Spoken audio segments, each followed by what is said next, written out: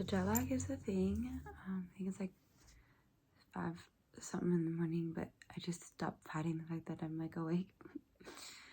I've been back and mostly just been sleeping. And that's kind of all I can handle. And try not to get a cold. The plane was fun. Wow, that was a lie. The plane ride was not fun. And like on the way there, I had somehow I had leg room and nobody next to me. So I was like sprawling out my legs up the wall. And then on the way home, I was in an aisle seat kind of by the bathroom. And I wanted to die every single time somebody walked by. So I like put like this blanket over the chair in front of me and like over my head. Like I just had to go into an igloo, like a little cave.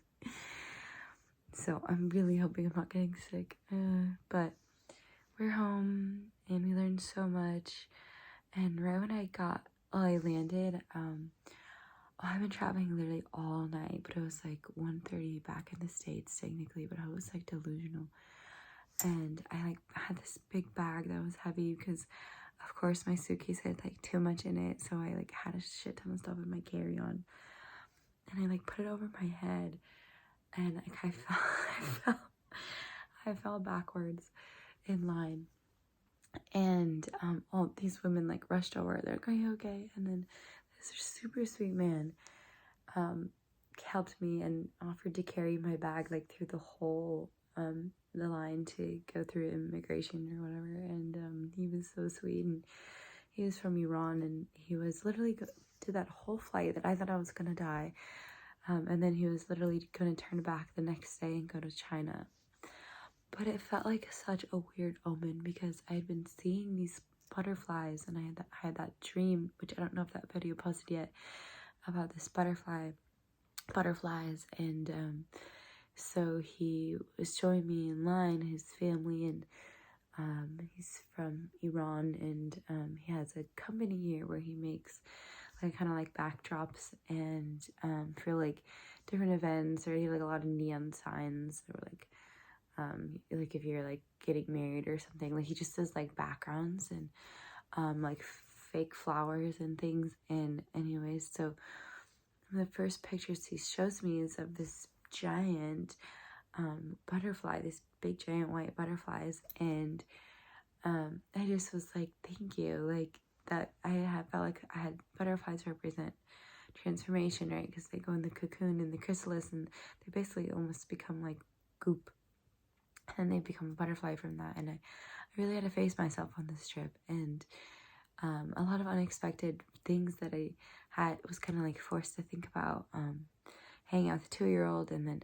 rooming with someone that was really wise, and like, you know, going through a breakup. And so I had all these questions about like like life and the future, and what you want, what you don't want, and having all that spaciousness to really think about me. And I really use a lot of my time, and I feel like with other people, and whether or not that's a trauma response because I don't want to like deal with me, or it's just because I, you know, get a lot from community and service. I don't know, but I've been in a lot of relationships where I felt like I really saw people, but people didn't necessarily see me, which is really common if you're doing healing work. And you know, it's interesting. Like I work on so many people individually, and in situations where like we're going really deep, really fast, and but that's not necessarily reciprocated because I'm the facilitator of this. So people feel like that they really trust you, and that's my greatest honor, but not necessarily. I you know, maybe to a fault, but I don't let a lot of people in. And so I was dealing with a lot of that on the trip. So the butterfly just felt like a perfect way to come home and to also receive help, to have somebody carry my bags and let myself be like absolutely delusional. And then I'm at my mom's house. I went to visit my mom, and first things first, you know. And so that was nice. Just I passed out like so fast as soon as I got home. So it made me messing up my jet lag because I'm not like necessarily doing daily sunrise meditations like I did to get on to the India time. But yeah, today was really nice too. I like went to my little friend Coco's house, and she's like this absolute angel. She is much younger than me, but like super wise. And I don't know why she was my client. She's my client. She lived at the house that I see somebody really regularly. And we became friends. And so, anyways, we just had like a Lord of the Rings marathon, and she's a wizard in my jaw, which now everybody will notice, but it's like off to the side, from an old injury, and maybe we'll go into that some other time. But she fucking put my jaw back into place today. Like, she just like sat there and like fucking worked on it, and it was really gnarly. Like, the jaw is like a very emotional place because we hold back a lot in the jaw. And so that was just like so healing. I was like, help me. And she did. And so I feel good in like a receiving way, but I'm really trying not to just like fill up my time and my schedule with just like, I have a lot sort of in my community, and going back to working on like developmental work with everybody in this team that I'm creating for the studio, the art studio, and knowing that they're totally okay without me, and just like slowly integrating back is going to be necessary. And yeah, so I'm just really trying to like take all that I learned in India, and mostly it was just that I need to go so much slower. I need to be so much kinder to myself. And I'd still say that I do those things really well compared to the average person, but it's still not necessarily enough. But I'm also really coming home with this kind of like I don't give a shit attitude, because jaw tension is again a lot of holding back, and I hold back a lot of my wisdom and the teachings that I know, because I'm scared that I'm going to come off as just like really challenging the status quo, and also that I don't know what I'm talking about, because a lot of my learning has come from deep study, but not necessarily like a certification or a degree, as far as studying like kind of, I feel like an ancient like detective, because I'm just really skeptical by nature, and it was through the journey of learning and understanding the physical body that took me to the spiritual body. So I'm standing on a lot of logic to talk about things that seem kind of magical. But when you talk about things that are magical, people don't usually think that you have any sort of like science background. But it is through my love of biology and science that I've come to so many conclusions that seem sort of magic. And so I'm just coming home like, people need to know what I've been hiding, because so much of the world is fighting and killing each other over God and which prophet.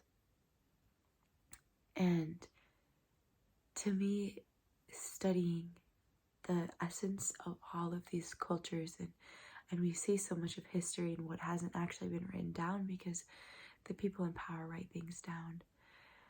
But in the stories, in the music, in the art, do we find the sort of the lost teachings and the similarities cross-culturally. And so I have a really big passion to bring the East and the West together. And but it's challenging. And I don't feel like maybe it's always my place to challenge things and indoctrinations that have been around for so long. But ultimately, I need to, because people are killing each other over what's ultimately the same. God is bigger than us, but God's also in us. And to see it through quantum physics now, and looking at it through that lens, I think it's really helpful to have the spirit anatomy, physical body, and it is in the body that we find the similarity and we find truth, because our body is our guide to the discernment. We know when things are sitting and resonating with us, and when we're just taking old ideas and overlaying them on us. And so it is our job to check in with our internal guidance And that's taking radical responsibility for your health, because it is through the health of the body that we can easily discern. So that means it matters that we choose the right foods that we put into our vessel. It matters that we get on exercise routines to get to the spirituality. And so that's embodiment. It is not denying the needs of my animal nature.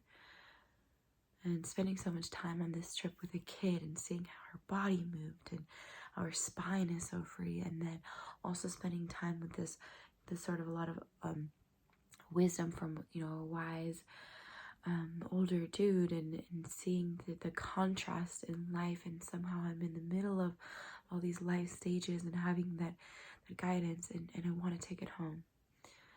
So I'm awake right now at when I should be sleeping, probably, because, you know, my rhythms are off, but also just because I'm inspired, and I'm inspired by rest. And also I dropped my toe. I dropped my laptop on my toe in India, and I started out with an injury on my finger, and I ended my trip with bleeding on my toe. So I don't know what that means, but my laptop is currently not working, so I really wanted to post this really long ass video about what happened during a sound bath, and I had this really trippy experience, like seeing like fractals and darkness and in my body and my psyche, and that video is the one that's next, but hopefully I'll be able to post it. But I wanted to edit it first, so we'll see. Maybe I just have to post like, it's like like 40 minutes, and then I pause, and then I come back after the sound bath, and I am a different person. But anyway, so we'll see when I post the next one. But just coming in with another update that, yeah, it's all about rest for me, and I'm moving slower because I have to, and I'm gonna track the next adventure, because I was going really hard and way too hard before this trip, and I'm pretty soft. So I can't imagine what it's like for people that grind all day long. But yeah, I gotta do it differently. I have to keep pulling in creative opportunities. I can't just make my body my livelihood, and I can't just be in service to others. I gotta be in service to me and my goals and my rest, and receiving help from strangers, and knowing that I'm going to be safe wherever I am. And so I hope you guys can feel that truth, and know that we are all able to embody here and now, and that is what will take us to great adventures. So yeah, namaste.